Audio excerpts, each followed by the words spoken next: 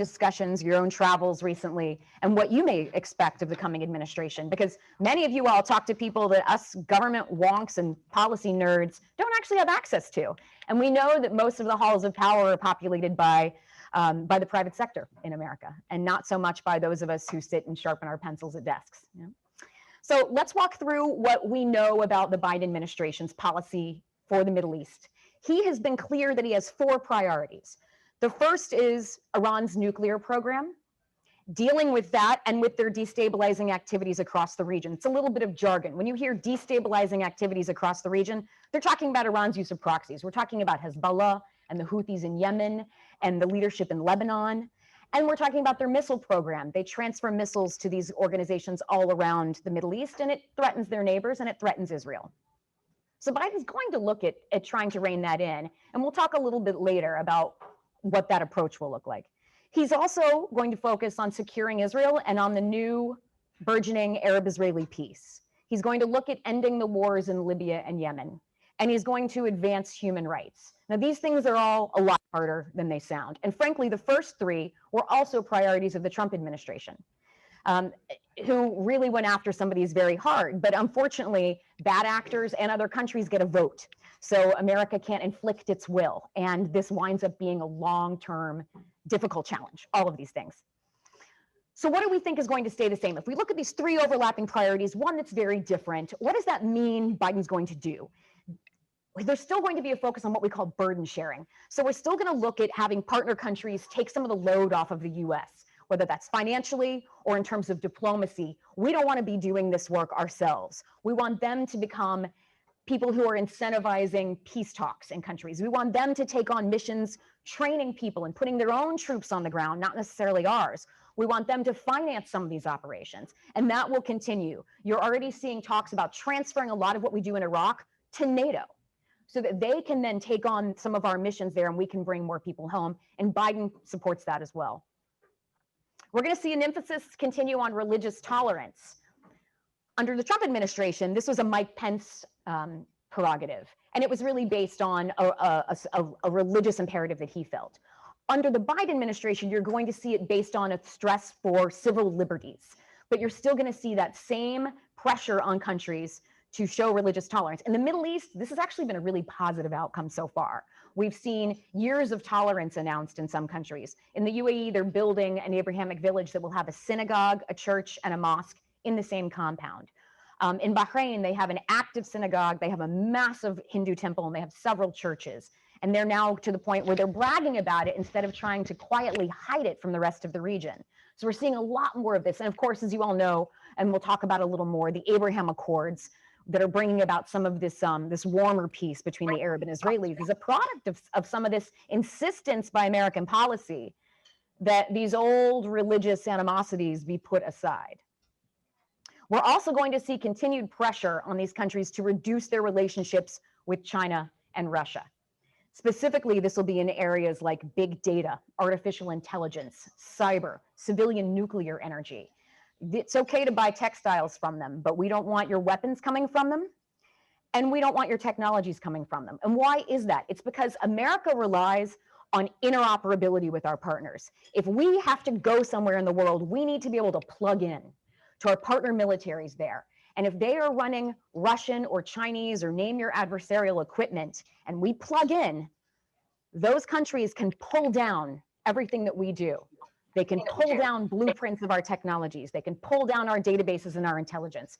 So what we're telling countries around the world is, if you want us to be your partner, if you want us to come to your defense, or us to train you, or us to provide you with military material, you need to focus on us, because we don't want to give access to our cutting edge information and our cutting edge technology to these guys who are, as I mentioned, looking to kind of bring around the collapse of the US system. It's simply self-defense. It's not that we don't trust our partners, it's that we don't trust some of the adversaries. You're also going to see an emphasis on, under Biden, on things like judicial reform and on countering radicalization. So we didn't put a lot of money in that in the Trump administration. Obama did. And the Trump administration said, we didn't really see the bang for the buck out of this, and that funding was reduced. Biden will likely increase it. What we're hoping is that with that increase come new approaches to this. No one ever said judicial reform was not important or that countering radicalization was not important. The feeling was the ways we were doing it just weren't leading us to the ends we were looking for. So we'll be looking for new ideas coming out of whether it's think tanks or our partners who are also dealing with this, ways to address these problems that have not gone away. And there'll also be continued pressure on European partners to take back some of their foreign fighters in places like El Hol camp in Syria, where we have ISIS brides and ISIS children and men who fought. Europe consistently tells the US, this is a legal problem for us. We don't really have the mechanisms for taking these people back. So it gets to be your problem, America, and your partners' problems, like the Syrian Defense Forces in Syria who have to watch these camps. We don't buy that. Bipartisan belief in Washington that the issue is political in Europe and that they do not want to take these people back because it causes them domestic problems. Well, we understand that because it's done the same thing for the US. But it is their responsibility, and they do need to take responsibility for these fighters that come from their country. So you'll continue to see pressure on Europe to take back their own foreign fighters so we can close down some of these camps, we can close down some of these prisons. Interestingly, you will also see a continued reliance on oil from the Arabian and Persian Gulf. All of the talk about energy independence relies on the American shale industry growing. Biden's green energy agenda is contradictory to the US shale industry. So he will not protect it in a lot of these price wars. In addition, Saudi Arabia has the leverage to crush our shale industry. Biden is not going to engage in the debates with OPEC about energy prices. American presidents don't have to do that. President Trump chose to. Biden's not going to choose to because he's looking at energy transition, so a completely different approach to the energy sector. What that means is that it's going to put him in a tough place because when he tries to pressure Saudi Arabia about big issues like the rift with Qatar or human rights or retribution for Jamal Khashoggi or not working on civilian nuclear energy with China, what are the incentives that can be offered? If Saudi Arabia can turn around and crush our domestic oil sector by simply increasing production, cutting the limits with OPEC, they have the lowest production cost per barrel in the world, then we're in a tough place. And that means that Biden will look fiscally irresponsible for pursuing a green energy agenda if traditional energy sources are so dirt cheap. So his teams are going to have to square that circle. Every policy team that comes into an administration has these contradictions that their teams have to get together and kind of work out, but that's going to be a big one for his team. The tough talk on Saudi Arabia is really only had right now in terms of sticks, not carrots. But when you have a Saudi that can buy arms from China or tank our domestic oil, what carrots are you offering? You know, we can't make all of the asks. So that's going to be a tough. We won't see the action on Saudi as tough as we thought we would, and we can touch on that later too. I think there are two final policies that Biden will continue. One is the Abraham Accords. So you've seen the news about the UAE and Israel finally having this warm peace. Bahrain entered, Sudan entered, now Morocco is there. We're still working on the details. You know, some of these countries are on board, but not fully, but that's okay. These things take time, we'll flesh them out. And the Biden team has said that they definitely support this and will continue to support this. The difference is that this was such an existential issue for the Trump administration that the US government was willing to offer pretty insane incentives. You know, buy your car at the end of the year, get a new, you know, get a second one free kind of thing. So the countries that came on early with this, the UAE got F-35s, a promise of no annexation. Bahrain has commitments that we will keep our Fifth Fleet based in Bahrain, which they consider a great buffer defense against Iran. The Biden administration isn't going to offer those kind of incentives, but they're going to support normalization, and they're going to be gunning for Saudi. They think Saudi's a big win. Now, if you're Saudi Arabia, you've probably seen the news recently. A lot of the Trump administration has been traveling to Saudi to try to push normalization before the end of this term.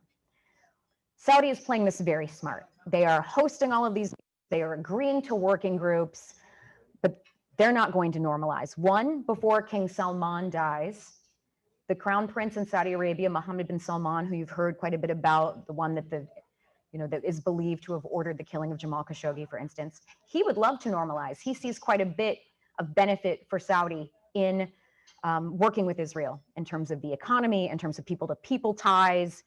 But his father is very opposed to it until there's a solution for the Palestinians. So as long as King Salman is alive, we will not see Saudi normalize. And Saudi has no incentive to give the Trump administration this gift because they are now outgoing. So he will wait until after inauguration. He's already said this. When he heard Vice President Biden refer to Saudi Arabia as a pariah state, he said, stop with our plans to release the activists in prison here. Stop with our plans to do, there were a few other things, kind of goodwill gestures they were considering. And he said, we're going to hold on to that until they come to us with asks. We're going to use these as leverage. So I think we will see things like activist release in Saudi Arabia, and we may see normalization, but it will be to an incoming administration, and it will be once the king has passed. One thing that you'll also see is continued pressure on the Palestinian side of the peace talks. It's a bipartisan understanding that the interests of the Palestinians and their inability to agree with each other about who should represent them is one of the reasons we haven't had more headway in the peace process. They've felt secure in staying entrenched in their position because they felt the Arab world was behind them. Now that countries are saying, look, Palestine, we're with you. We believe your cause is just, but we can't make our own economic development a victim of your intransigence. Now they are realizing it's serious and they need to come to some internal agreements. One thing I find interesting is when there are assumptions made about Jared Kushner's deal of the century. And one is that the Palestinians were never invited to be a part of that discussion. And that's not true. The Palestinians were invited multiple times, but they could not agree among themselves about who should represent them. So they never came to the table. The Omanis, the Egyptians, the Qataris really tried to get them to come and voice their opinions and have input, and they never accepted the invitation. And it wasn't because it was a principal issue, it was because they fought over who spoke for them. So hopefully their understanding now from both the outgoing and the incoming administration is it's time for you all to agree on your representation and make some forward movement. So I think we will see conversations about reforming the Palestinian leadership that will hopefully lead us to a new place where new conversations about Israeli-Palestinian peace can be undertaken. You'll also see a continued effort to resolve the Gulf Rift. If you all are watching this at all, Egypt, the UAE, and Bahrain decided to blockade the country of Qatar because they felt that the Trump administration would be favorable to this. It has not worked. I consider it one of the few successes I had, personally in the White House was bringing our administration back to neutral on the Qatar Rift and pulling the administration away from being entirely pro-Saudi. And that's because Qatar houses our largest military base in the world. They just upgraded that base with $3 billion in improvements to make our soldiers and their families more comfortable and to improve our runways and things like this. They're also a great partner on counterterrorism, which sounds funny because that's what they're accused of supporting. But they've signed an MOU with us and they have followed through on every single piece of it. And in some cases, we've asked them not to imprison certain people. Like to watch where those people go and who they talk to. So Qatar is actually very compliant in terms of US wishes on counterterrorism. Every country in the Gulf has its own strengths and detractions, but we don't feel like a rift in the Gulf is helpful for US objectives. It gets in the way of us being able to do unified military exercises. It gets in the way of trade for our private sector companies. And it benefits Iran, who loves to see their neighborhood divided because it gives them more voice and it lets them weasel their way into communities in these neighboring states. So we'll see the Biden administration continue to try to resolve that so that America can get back to business in the Gulf and business travelers don't have to go to Turkey to fly back to 100 kilometers away from where they're leaving. Make it just a little easier for all of us to build these relationships. The Trump administration put a lot of effort into the Gulf Rift, actually. The president signed very strongly worded letters that we wrote to the countries that were pressing on Qatar, so much so that we had the ambassadors from the 4 countries that blockaded them come and demarche us at the NSC and pretty much say, stay out of our business, we'll take care of this. And we responded with really strongly worded phone calls from the president. And we responded with General Mattis saying, if you get in my way, if your rift gets in the way of what the US needs to do, we're not playing. Like, we'll pull out CENTCOM. We will pull out support for this or that or the other. And so we found that when we pressured them on particular points, they always walked back. This is going to be tough for Biden again, because if he presses on the rift, what is he saying or else? When all of the asks are sticks, when he says, I want you to resolve this because America needs to be able to exercise militarily with all of these countries combined, facing threats from here or there, does he say, but I don't care about your human rights, or I don't care about your relationship with China? He's going to have to pick and choose what his priorities are with these countries. Let's talk a little bit about some of the bigger things that are going to change. You will see a focus on human rights and freedoms for operations for civil society that we haven't seen in the Trump administration. This is going to be really vexing for Saudi Arabia, Egypt, and Turkey in particular. The Hill often likes to tie even small arms deals, things like night vision goggles or tear gas, to human rights abuses or to human rights concerns. We saw this in the Obama administration hold up things for Egypt for 4 years. I mean, until 2018, they were still being held up because there was concern that the Egyptian government would use these items against their own people. So it took a lot of guarantees to clear that road in Congress and a lot of promises from Egypt. And I think you'll see that again. We may see that some of our partners then turn to Russia or China or North Korea or other providers, Bulgaria, even Romania sometimes, to purchase some of these items that we don't like them to have. You know, we know when we sell something, we put in safeguards. We do things to protect civilians. We do things to make sure that the use is safe for the soldiers who put them on. That isn't the case with other countries. And so these governments take risks when they buy from our adversaries. They take risks with the lives of their own civilians and their own soldiers. But if we tie those purchases to human rights requirements, then we will see them make those choices. Those are their choices. Nobody's saying we should pull back our human rights pressure for that, but we may see negative repercussions for their own people. You're also going to see a big change in arms sales. Biden is really he's having a tough time with this. He's pulled in 2 directions on arms sales by his own advisory team. The very, very left of the Democratic Party would like us as America to cut off all arms sales, all of them, not just to the Middle East. This impacts Japan and Taiwan when we're seeing escalation in the South China Sea, for instance. But Biden's a pragmatist, and he knows that it doesn't make sense in an economic downturn following a pandemic to cut the legs off of an industry in which 7 out of the 10 largest manufacturers in the world are American. He's looking at this industry to help with some recovery. And he's also a pragmatist about the threats and what our partners need. He doesn't want to cut off what Japan needs or what Taiwan needs, for instance. But he is going to cut off sales of smart bombs to Saudi Arabia because they are being used to engage in the conflict in Yemen. And the conflict in Yemen has been a flashpoint in Washington in terms of party politics. A lot of the Hill on the Democratic side has been saying we've got to get out and we've got to pressure Saudi Arabia to get out. On the Republican side, you've seen people saying we're not really in, to be honest. And the Houthis, who are sponsored by Iran, are the problem in Yemen, not the Saudis. Both sides have very valid points. Biden is going to have to cut off these sales because that's become a defining platform for the Democratic Party. The big question there is, if you cut off sales of smart bombs, and you know, smart bombs sounds like a funny word, but what it means is that it has guidance systems that allow you to target where it lands.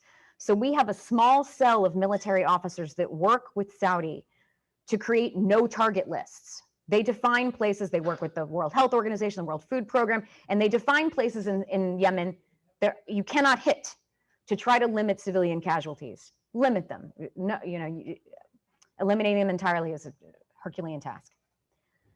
But if you pull access to smart bombs from the US, it will not end the war in Yemen. Saudi will buy regular old dumb bombs from China, and civilian casualties will rise. If civilian casualties rise because America has pulled out access to better technology, does that make us less responsible for the deaths in Yemen or more? And that's a big point of debate. On the flip side, this pressure from the incoming Biden administration is pushing both sides of the debate in Yemen toward more of a political solution. The UN has done such great work in trying to bring about an answer that satisfies everyone. And on both sides, both the Saudi Emirati coalition side and on the side of the Houthis, who are a separatist group that represents about 20% of the population that is armed by by Iran. Both sides have refused to give in the political debates. And the Houthis now feel like they're in a very strong position because they see an incoming Biden administration that will be looking to make a deal with Iran as a benefit to them. They think they're going to get a break. They're not, and the Biden team has no intention of giving them one. But the pressure we're hoping from Biden coming in, we think will bring about a little movement toward a political solution, because the Saudis know that if they stay involved in this war in Yemen, they're going to be punished in Washington. It's just too much of a flashpoint. 2 years ago, no one could have told you where Yemen is. And I would argue that many of the people on the Hill still cannot tell you where Yemen is. But it's become this defining, we care about human rights and we care about babies dying and we care about famine and things like that. So, he just can't afford to stay in. So you will definitely see a difference there, and the arms sales will be the first thing to go. So the one thing I haven't talked about, and I'll talk about this and then we'll close and get into a discussion, is Iran. And I think the assumption is always, well, of course, Biden's going to change the approach on Iran. That's all we hear about. He likes the JCPOA because his team wrote the JCPOA and Trump got out of the JCPOA. So this is going to be a black and white issue. But I think in terms of tangible results on the ground, it won't be. In approach and intent, yes, absolutely. But what I see happening is that the Biden administration will have 6 months to get a deal out of Iran, or they won't get anything for the rest of the 4 years. And this has nothing to do with the team, which is very intelligent and very wise on Iran, and certainly knows what they're doing.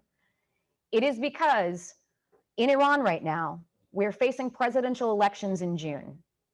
The hardline regime, of which the supreme leader is the head, and the Islamic Revolutionary Guard Corps, which you probably hear about, which is a paramilitary group that sort of functions as a CIA and an NSA and a thug group of militant militias, and sometimes their foreign policy is the enforcer. These folks do not want a moderate to win this presidential election in Iran. They want a hardliner to win. Their motive is simply regime survival. If you're dealing with a country's government that has motives that are about economic development or their people's welfare or even international status, like North Korea, you can kind of deal with it. You then know which levers you have.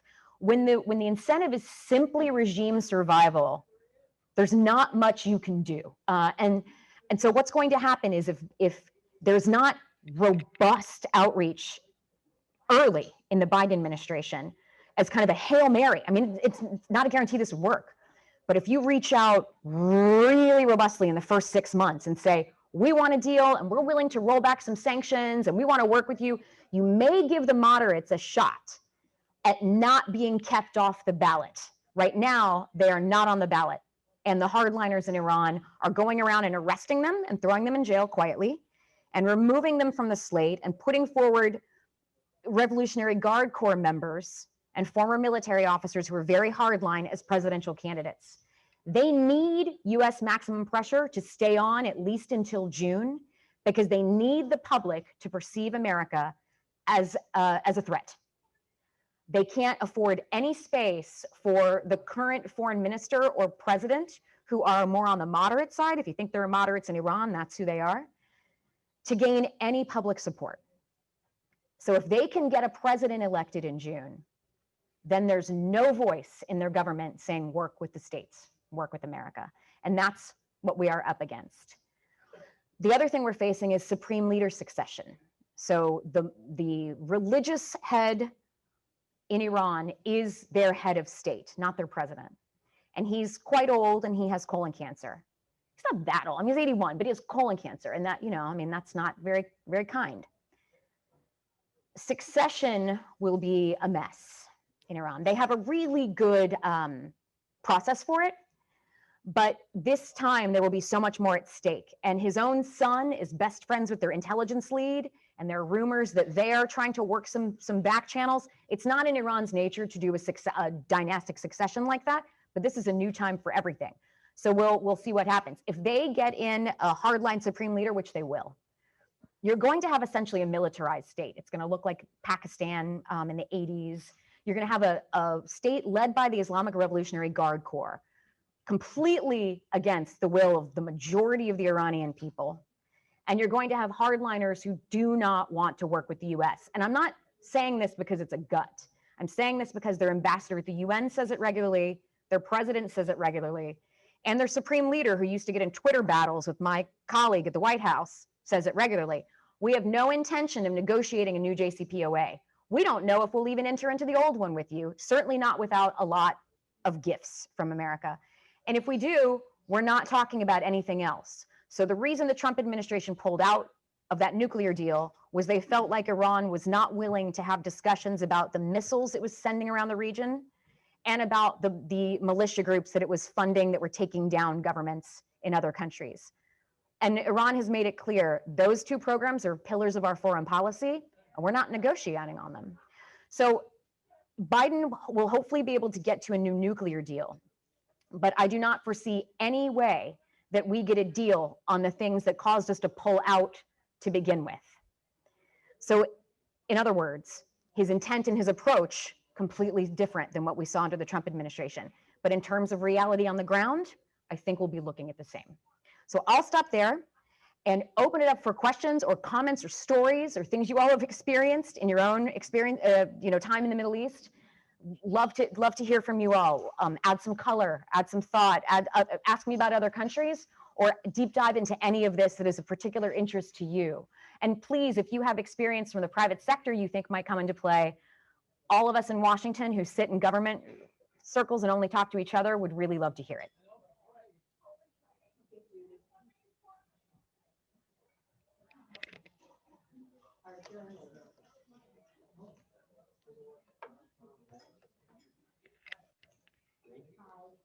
Can you all hear me? Yes. I want to thank Dale for bringing you here and enabling me to celebrate my first year as a Florida resident with you all, and to speak to Kirsten, ask her some questions about what we've just heard, because even though I had known about her for many years as a Middle Eastern correspondent, actually, we never met each other until now, even though we've been in many of the same 18 countries of the Middle East. So Kirsten, I couldn't resist knowing that you worked for Donald Trump's National Security Council, asking you, what was that like? And what are the biggest misconceptions about the Trump administration foreign policy? And what kind of experience did you find it to be? Thank you. I'll start with the second question. The second question about misconceptions. I think the biggest misconception I experience is that people assume we don't have foreign policy under this administration. And that's usually a statement made by people who were not a part of any of the conversations in government. In fact, for places like Syria, we had 5 different strategies, 5. But they're all classified. The Iran strategy would wrap around this room 9 lines of effort, hosts of metrics, assignments for every single part of government, and regular check-ins with the entire US government, department and agency meetings, constant.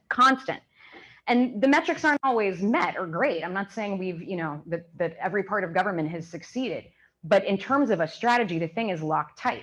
The thing I also think is a misconception is that people think that this strategy has been super hard on Iran. And the reason I always laugh at that is because, unfortunately for the US right now, we have two tools when we want to put pressure on a country. We have kinetics, which means blowing people up, and we have economic pressure in the form of sanctions. So our strategy on Iran, whether or not it's been successful, was designed to present that economic pressure so that we did not have to go to war. So, you know, the criticism, oh, John Bolton was there and he wants to start a war with Iran. Well, he never asked for a war plan, you know, and he got on board. The Iran strategy was in place before he ever started. And it's been entirely economic. And then, of course, some cyber and things like that, because, you know, that battle is constantly going on. But, you know, it hasn't ever been a war plan, and hopefully never will be. But that's the big misconception.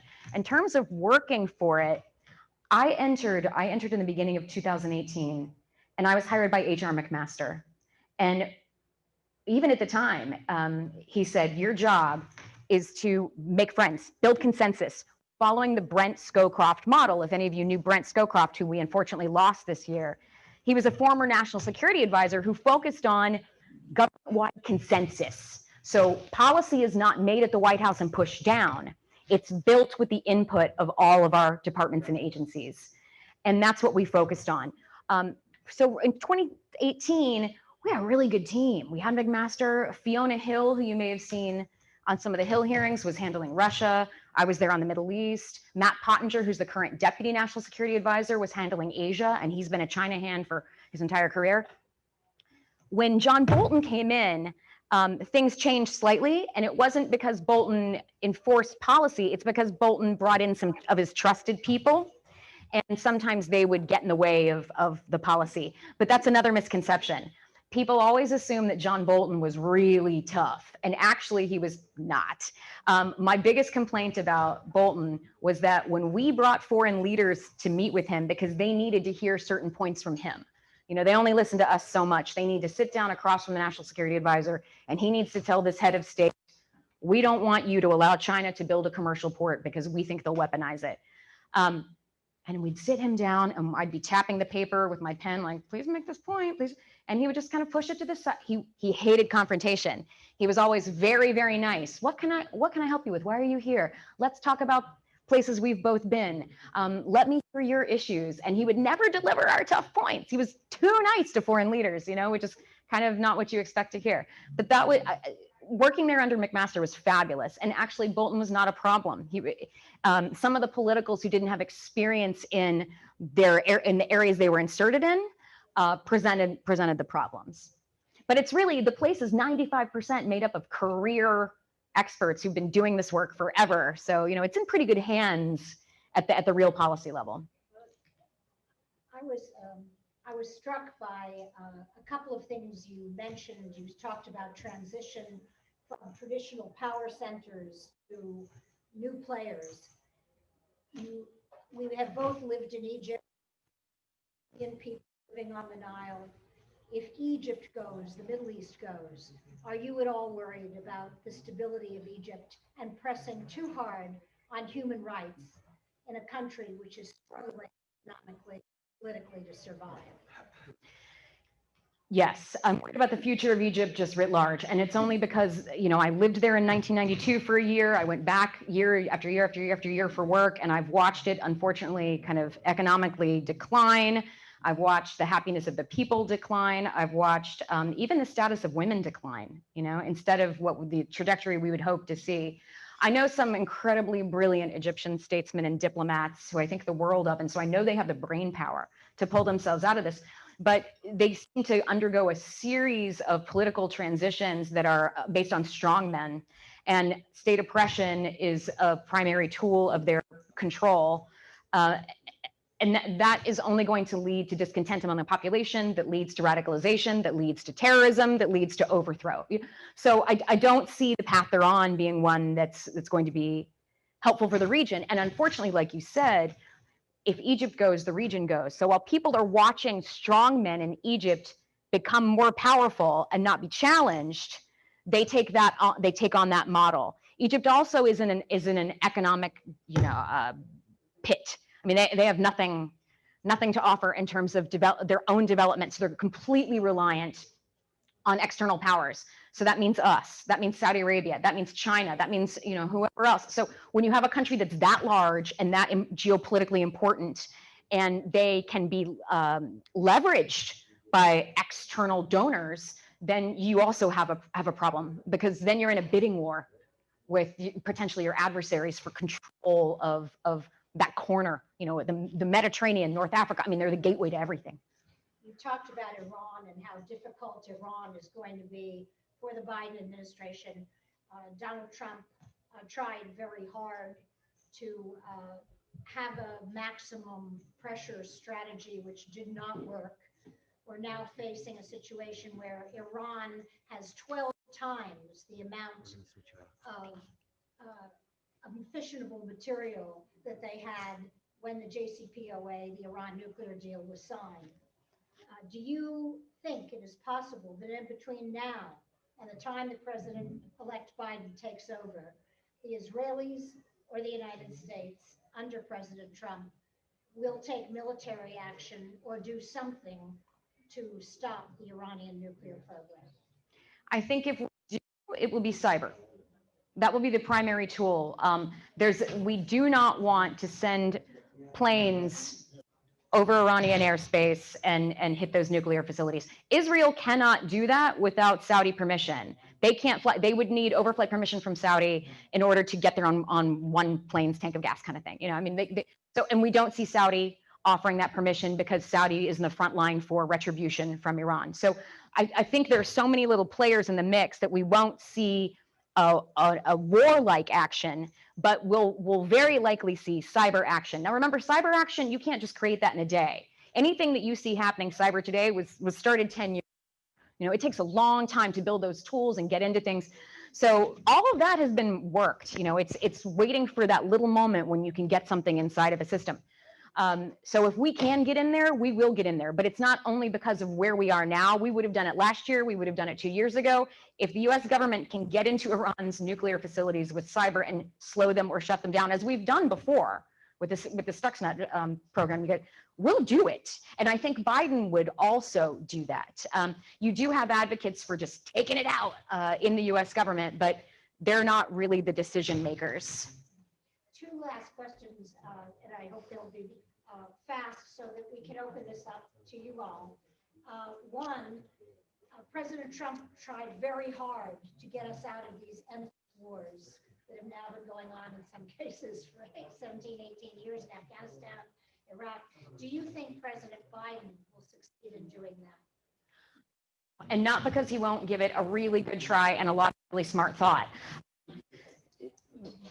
I think we will stay engaged, but we'll probably do much like we've done in Afghanistan, move it to other parts of government. So for instance, in Afghanistan,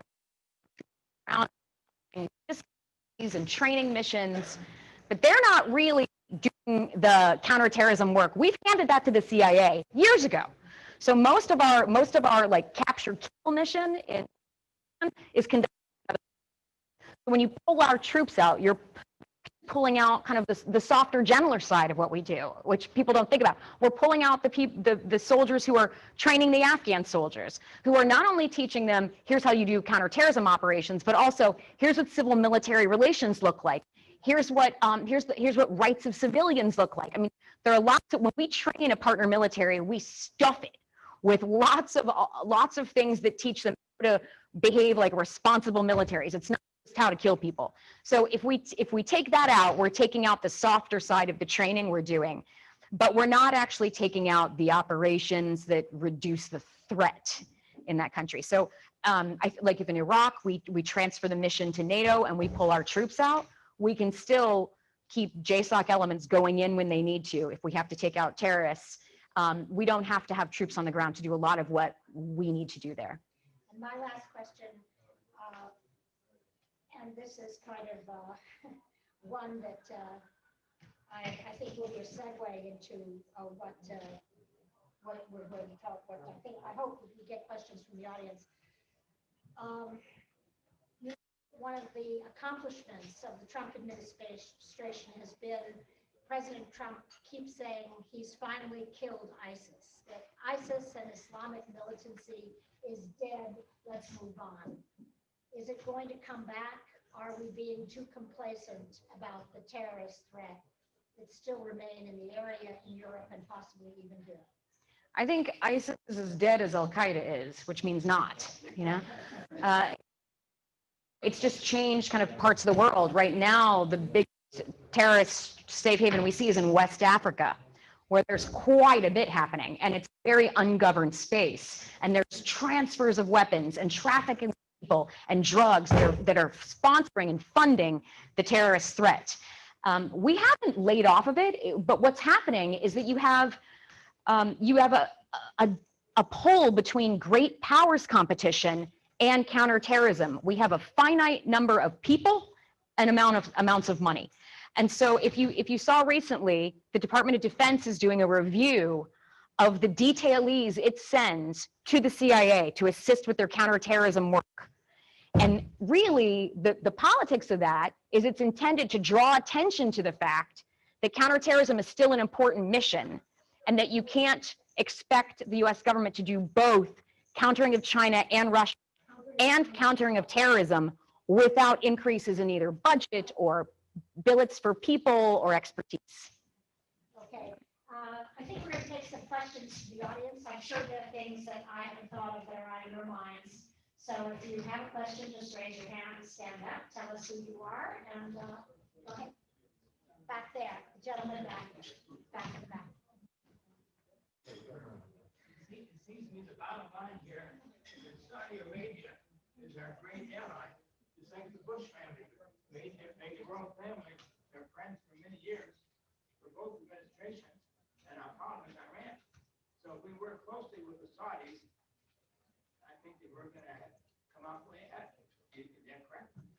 What we have in Saudi, the challenge is, as you mentioned, they could be a great ally. We saw from the Crown Prince Mohammed bin Salman all the signs we wanted to see. Indications that he's very opposed to religious extremism. He wants economic development. He's in favor of religious tolerance. He wants women's rights. All the things we were excited to see. And then he turns around and, you know, creates a police state and kills journalists.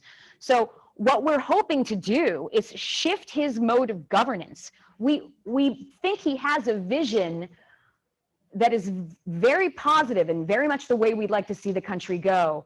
But the way he's exerting state control is authoritarian and almost totalitarian. So we do need to stay partners with him, because if we cut off our relationship, he will go the way of authoritarian governments like Russia and China, who will gladly befriend him and reinforce those tendencies.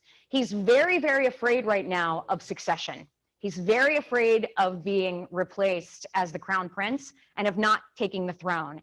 And he's very afraid that once he's in the throne, he will suffer from palace politics as well as right-wing extremism. And he thinks they're all out to get him, and they are. But that's not a reason to completely oppress your people and kill journalists and throw activists in jail. So we do need to stay partners with them, because we've got to hold that hand. If we don't guide that, not the US alone, the US plus Europe, plus Japan, plus, you know, partners who feel the same way, then we lose them, and he'll go the opposite way. So I think you're right. We really could see a transition in Saudi that would be in America's interest, but not if we cut them loose. But they are the big player, right? They are the big player in that region. Yes, where they go, the Gulf goes. I mean, every other country there bows to a bit. The UAE, you know, kind of thinks they're the puppet master of Saudi, but that's only to a certain extent. Hi. Oh, I'm sorry. No, go ahead. All right. Hi. I'm Al Felsenberg. Nice to see you. I enjoyed your presentation. I must say I'm a little pessimistic about one thing, and this could be the thinking of several administrations, not just the outgoing. And the incoming is yet to be tried, but we see a lot of people we've seen before in the Obama administration, so I'm not quite extrapolating to that. But I heard you say we had two options. Most of them were transactional. We could drop bombs on them, or we could have economic sanctions. I spent 4 years in the George Herbert Walker Bush administration. My field was public diplomacy. Oh, I yeah. haven't heard this word in about 10 years. There is an assistant secretariatship in state, nothing about it. Nobody's in it. Yeah. Political fights in Voice of America and things like that.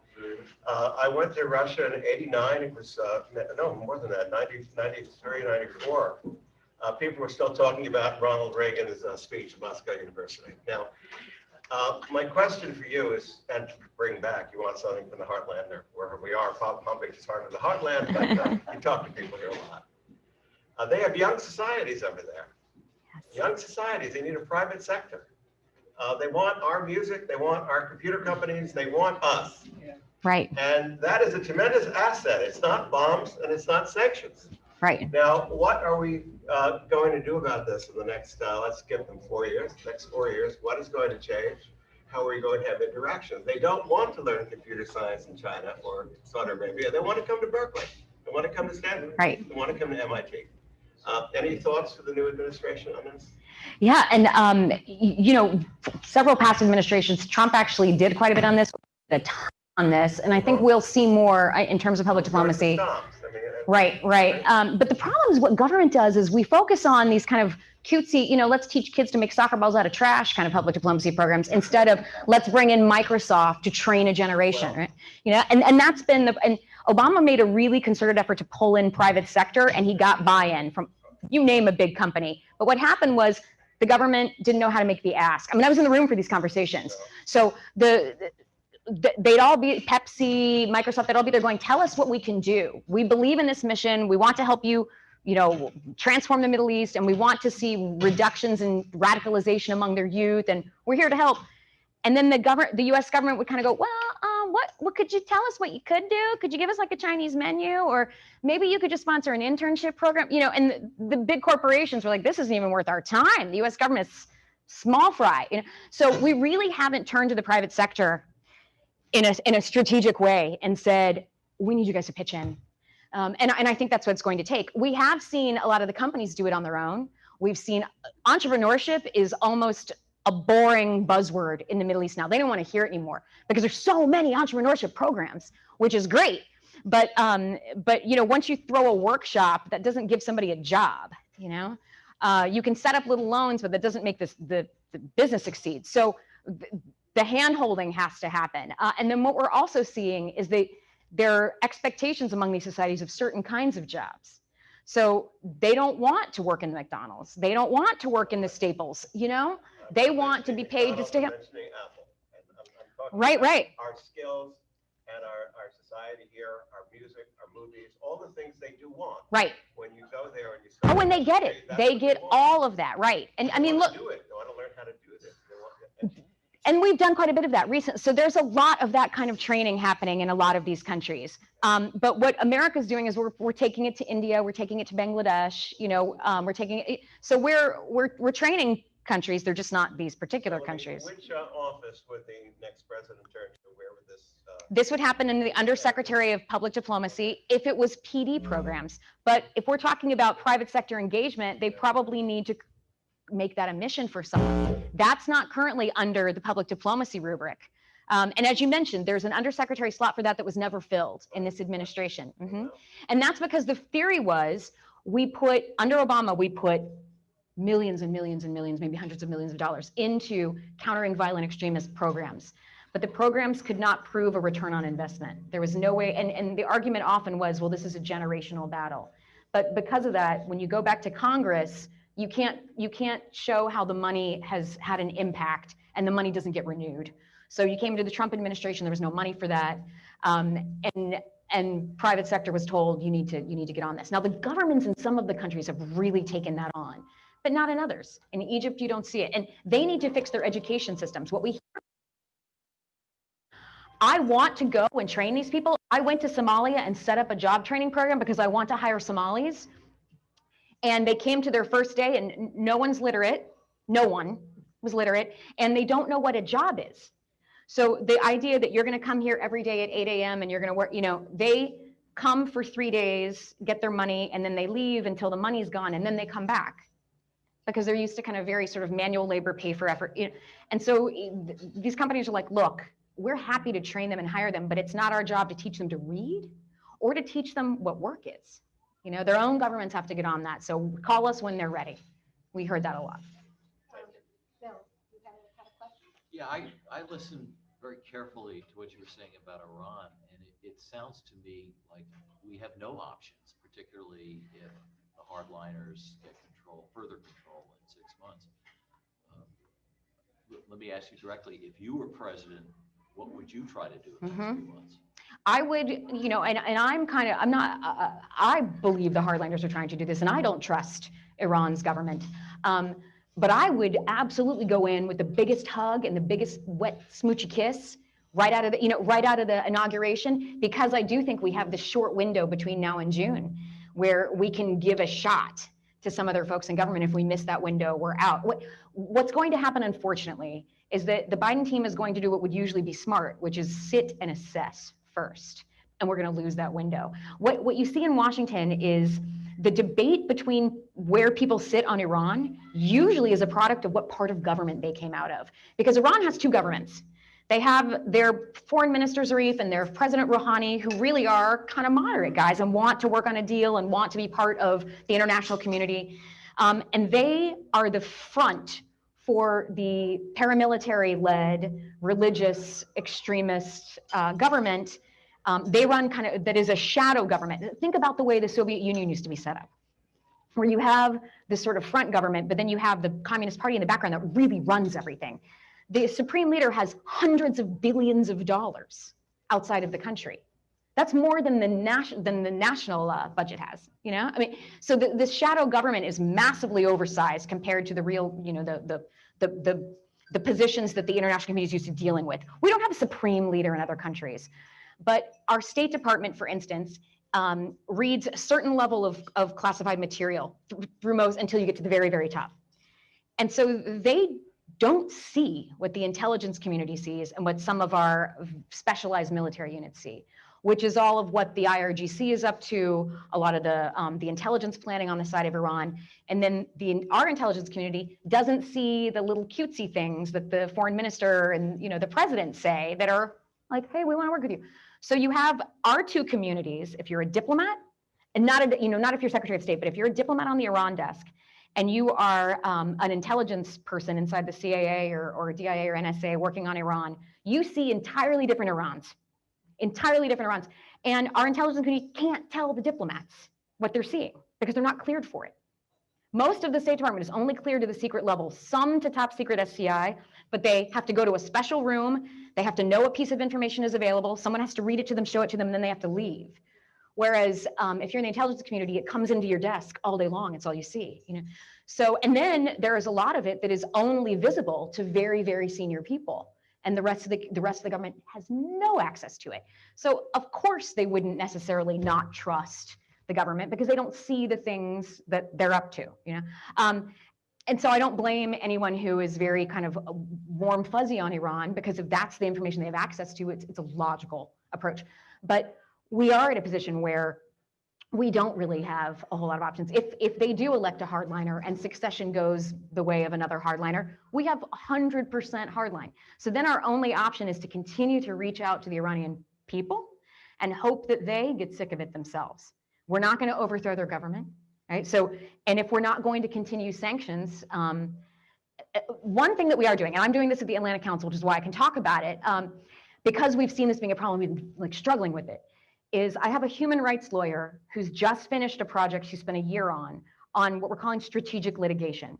So she's written a big report. We just did we just released it. I'll send it to anyone who's interested, about how to use existing international human rights and counterterrorism laws to press individual decision makers in Iran, Venezuela, you know, name your rogue state, so that you are then making them accountable for those decisions and not inflicting sanctions that might impact the whole country.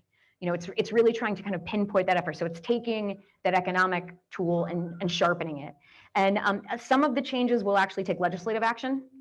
And this report lays out exactly what we would have to do to be able to do this. In places like Canada, it means they need to change their state immunity law to include counterterrorism. You, as a state official, do not have immunity against prosecution if the violation is a torture, for instance. We have that in our laws. Canada doesn't, Europe doesn't, you know.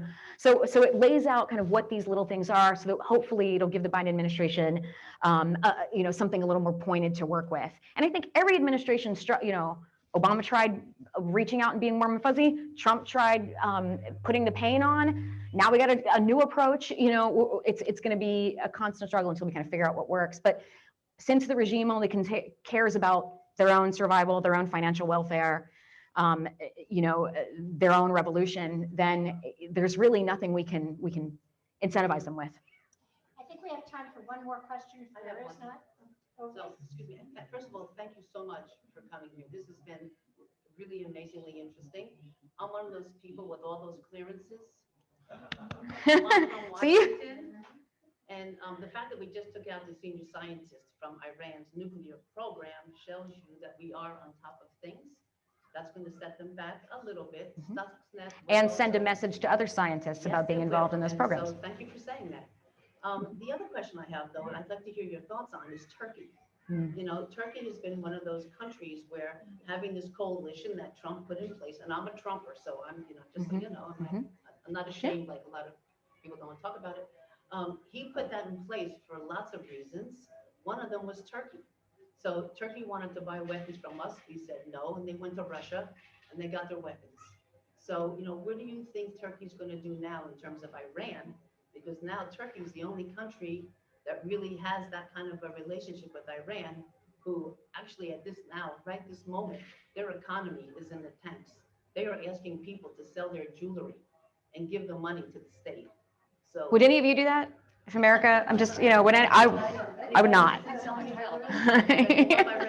No, okay, me neither.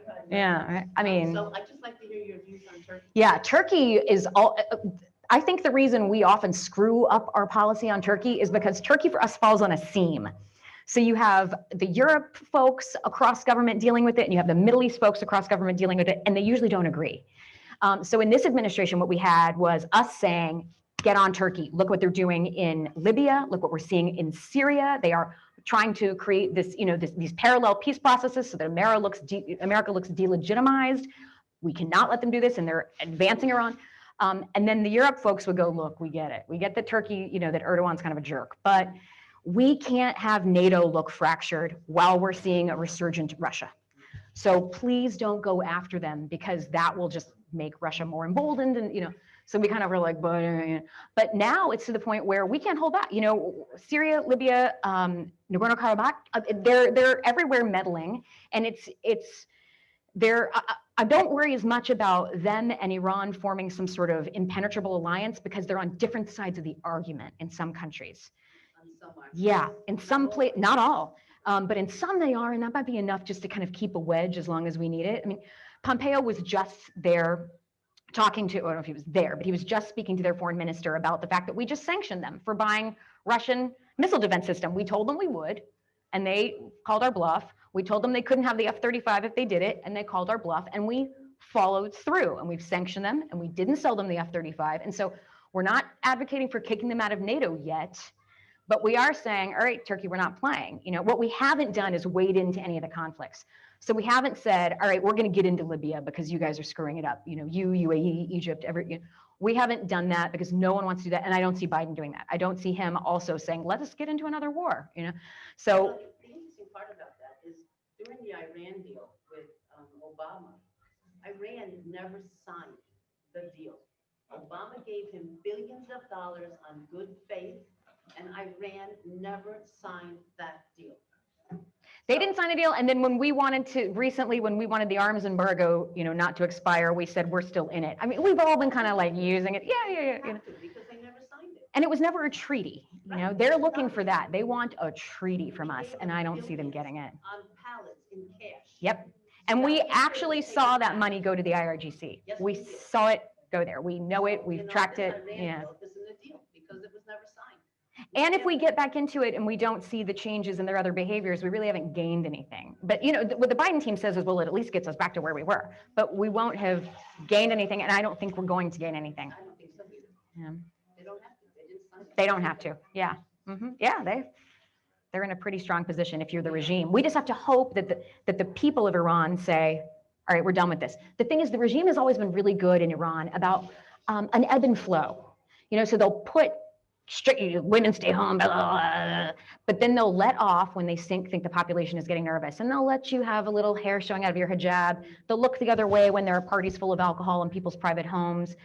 So they keep it just where people have enough of a life that they're enjoying, that they don't press the issue. And really the power base for the regime are the bazaris, who we call the kind of the bazaar, it's their businessmen, not their international wealthy businessmen, but their local, like driving the domestic economy businessmen who tend to be a little more religious and a little more kind of like Joe Sixpack, those guys are the real support base of this regime. And unless you can unseat them, or unless you can turn their military is underfunded and underarmed because they're so afraid of a coup. And unless we can make them say, all right, I'm tired of being second to this paramilitary group, then yeah, I mean, we're running out of what we can do. It's at some point it's going to be up to them. Yeah. Mm-hmm. It's now 2:00. Thank you all for coming. Thank you. Thank you so much.